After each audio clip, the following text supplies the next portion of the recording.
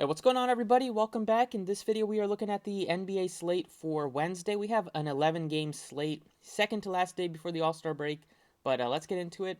It is a fun slate. There's a lot to talk about, especially with a couple of teams shorthanded. We'll probably get some more news throughout the day with guys just taking the day off, with it being the final game before the All-Star break for most of these teams. So let's get into it. As always, if you enjoy the content, appreciate it if you hit the like button, subscribe if you haven't already. You can follow me on Twitter for updates for some gambling content as well. It's at the DFS Process. Check out Prize Picks. Post my picks on Twitter. You can use my code Process for deposit match up to $100, and you can check out the website if you want to join us.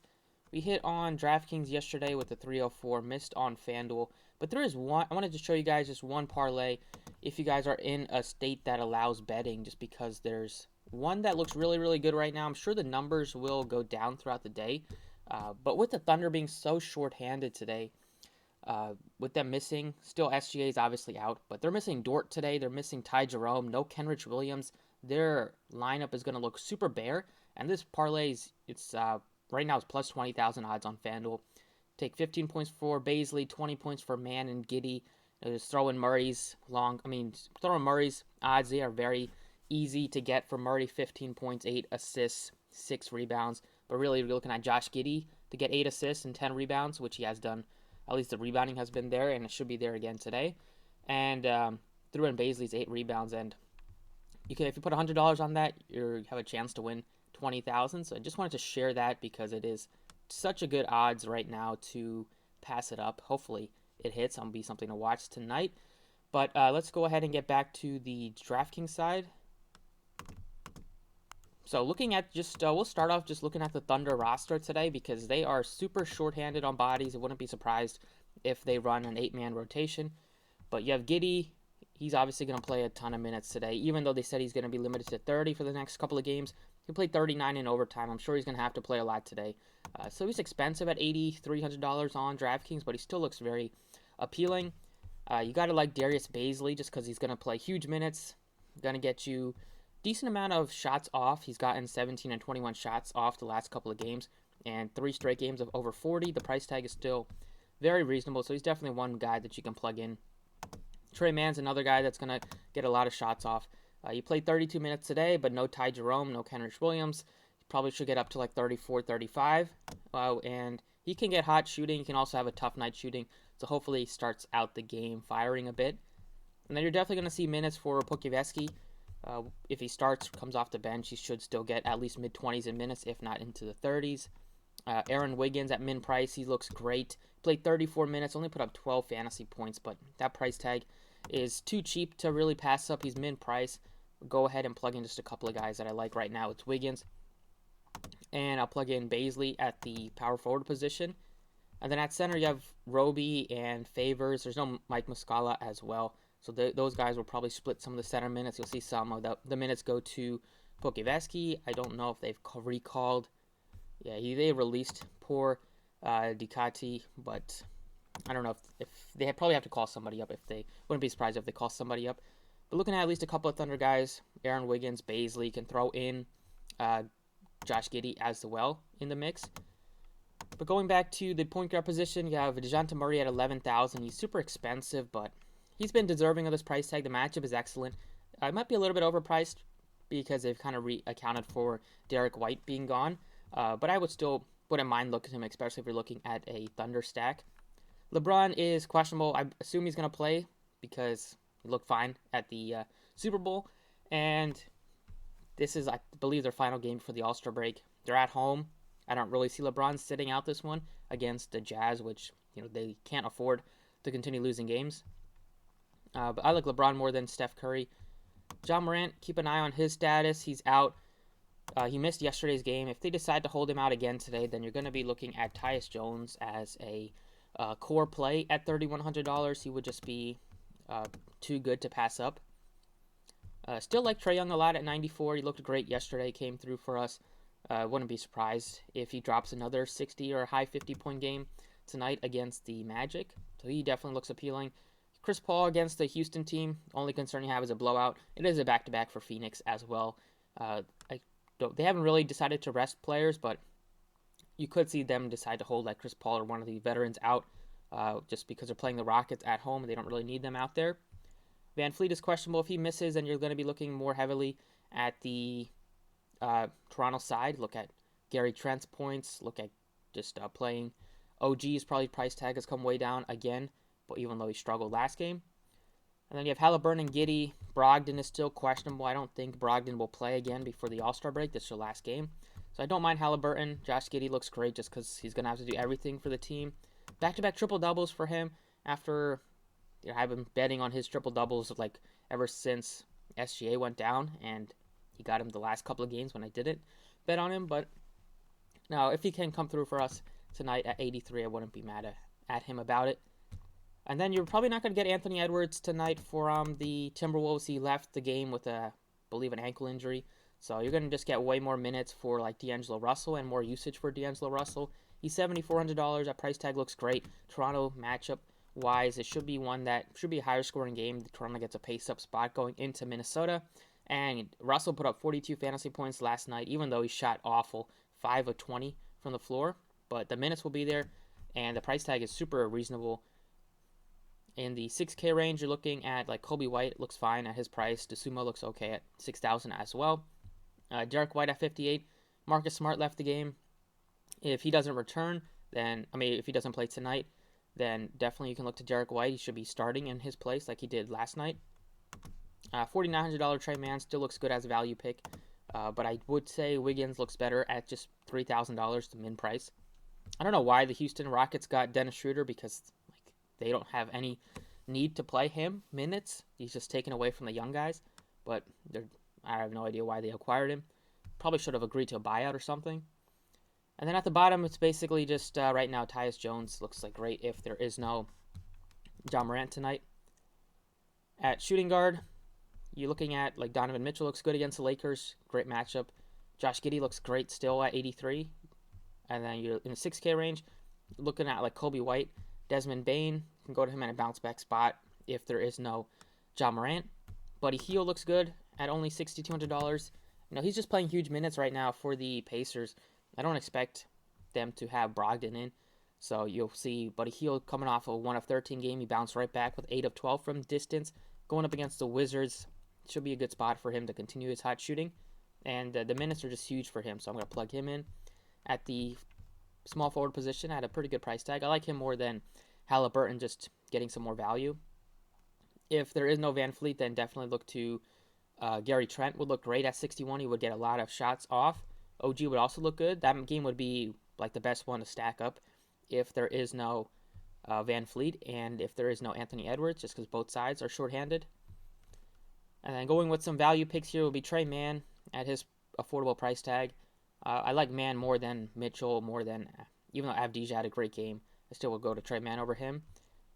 And then in the value range, if there's still no Monty Morris, you can look to like Bones Highland. Otherwise, I think that's kind of it for the position. Small forward, top end, LeBron at 10-5. Don't like playing anybody against the Jazz, but LeBron, you can make an exception at home if you wanted to get to him. Not too interested in anybody else here. The Celtics-Pistons game was probably like a fade for me. Boston coming off of absolutely destroying the Sixers back-to-back for them. And neither team will play fast. I guess if the Celtics are shorthanded without Williams and Marcus Smart, you can look to some of them. But right now, there's just better games to target, like the OKC game, the Minnesota game, even the Indiana game looks better to target. You have 6,000 Justice Winslow, who's been playing better. He just does a little bit of everything for the Blazers, and they've been winning games, even though after the trades, everybody thought they were just going to continue losing, but they've been doing good, at least to start. That will probably come back down very soon. Franz Wagner, 57, looks like a pretty good value pick. Going further down, you have like Kevin Huerter at 48, looks fine, but it's kind of it. There's not too much otherwise to really like. You can maybe look to like Kyle Anderson if there's no Ja Morant, and then Pokuševski looks good at 4,000 just because he's going to play some Lance Stevenson. You can play him at 38. I don't know, he only played 19 minutes last night. Thought he would get more run, even though he was coming off the bench. But maybe he gets some more run today against a Wizards team that doesn't play super big. Like, they don't really need to start Jalen Smith and Batadze. I could see Batadze not really being a huge factor in this game if they do, just because if Washington just plays like one big at a time. And sometimes they don't even like to play bigs. They go small. They limit Thomas Bryant to like 19 minutes. Power forward, DeRozan continues to put up monster games. Not like fantasy-wise, he's been okay fading, but in real life basketball, he's just been great, just taking the over on his points recently. At 10-4, he looks good against the Kings, but he's not like a priority play. I looked at Julius Randle at 97, triple-double for him last game. 7 turnovers, and he had no defensive stats, so he definitely could have had like 70 fantasy points. But he still looks good today without RJ Barrett. I believe is still out. You would just expect all that usage to go to like Julius Randle, and it has. So yeah, Barrett is still out, so definitely you can look to Julius Randle as a pay-up option tonight. Siakam would look great if there's no Van Fleet. I'm not too interested in Kuzma at 86. He's kind of priced up. Josh Hart is priced up as well, even though he had a great game last time out. Maybe you can go back to Brissett after he let a lot of people down last night. And then at the value range, you have Gallinari, who's been playing fine for the Hawks. Last night, I think he had had a pretty good game. 34, 33 fantasy points. He looks fine. But still not like a priority play. Jalen Smith, if he's starting again, you can look to him. He only played 17 minutes, so the minutes aren't always... Oh, he did foul out. But, no, I think they probably should want to have him. They really don't like Batadze much, so I wouldn't be surprised if they mix some things up, if Batadze gets run off the floor early in the game. And that is it for the most part. And then you have Jaden McDaniels, who had a monster game, 41 fantasy points. He started the second half in place of Edwards, and that's probably what you'll see again today. So you definitely have some interest, or I definitely have some interest in McDaniels. I'll plug him in at 35, just really cheap. I don't expect Edwards to play heading into the break. At center, Jokic looks great against the Warriors. He's expensive, but there's going to be a lot of value, especially if some of these guys sit out, like John Morant and Anthony Edwards and Van Fleet.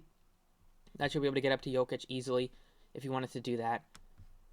Other guys, don't know John Collins. He's out until the break, so you can look to like DeAndre Ayton against Houston if you think the game will be close enough to where he'll have to produce a little bit. Then you have Drummond at 58, who started. He gets a matchup against the Knicks and a big Knicks front court. So he looks good, just because even though he might not get like 30, 35 minutes, he doesn't need that many minutes to be productive. So he definitely makes some sense to plug in at your center spot. And then I don't mind going back to Clint Capella against a very big Orlando team. He just didn't really get many opportunities last night. But at 53, he still gives you that upside for double-doubles. And I will hopefully side with him, at least just because he can still get you double-double, put up like 30, 35. And I would expect him to get some more shots. Just hopefully Trae Young looks to him at the basket more against this Magic team. But overall, you have over 9,000 left. So plenty to pay up on a couple of studs here. Plug in like Josh Giddey, plug in like a $9,700 player, like Trae Young or somebody like that as well. We'll probably get a lot more changes throughout the day, but definitely looking at the OKC side, they are very shorthanded. And in Minnesota, if you do not expect, which I don't expect Edwards to play, you're looking at a couple of those guys.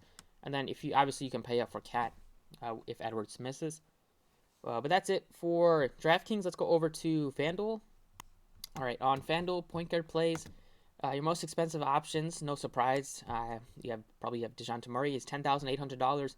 He looks good. You can go down to Trae Young if you wanted to at 10 too. Kind of like those guys a little bit more than Steph Curry, just because with Clay there, Wiggins. Only guy that's not there is Draymond. There's just a lot of guys that can produce. Even if Curry has a big game scoring wise, he might not always have that big game fantasy wise, just because other guys will get the assist and he's not really a rebounder.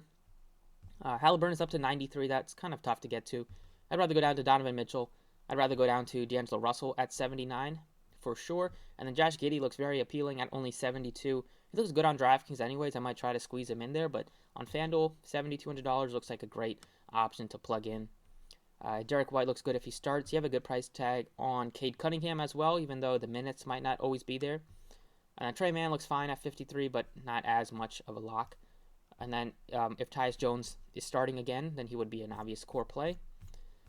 Right now, I'm going to go ahead and put in D'Angelo Russell just because I don't expect Edwards to play. And then you can also even look to Pat Bev just because he got that extension, got that 1-year deal. 55 looks good.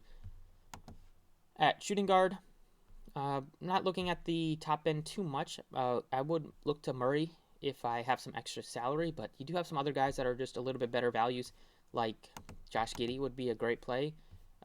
Gary Trent looks tough to get to right now. If there's no Van Fleet, he looks better, but still, I would say I like Josh Giddey more than him. We have Grimes, who I forgot to check his price tag on DraftKings, but if he's min price again, then he would be another core play without RJ Barrett. But I'm not too interested in like almost 7K. Colby White. Tsuma looks okay at 65, but not a priority play. We saw the best game of the career of Bruce Brown last game. I don't know if you want to go right back to that against the Knicks. But I'd look to like Buddy Hield at 6K. Just a guy that plays monstrous minutes, gets some usage, lots of shots off, and he has shown more ability in like rebounding and getting you some assists since he's been a pacer.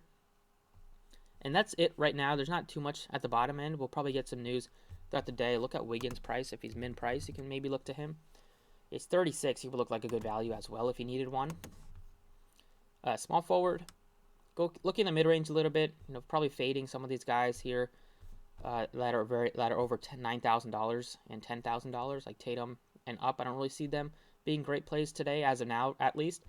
You have a lot of guys right here: Desmond Bane, Wiggins, Buddy Hield, Scotty Barnes, all look super appealing. You get a $5,700 price tag on OG Anunoby for some reason, even though he struggled fantasy-wise. If there's no Van Fleet, he would be an absolute smash play.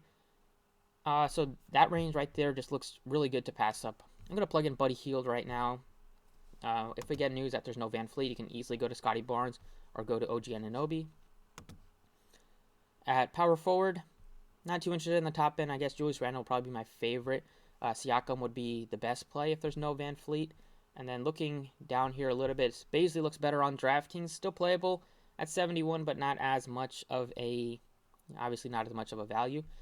I look down to like Scotty Barnes, look down to OG Anunoby at 57.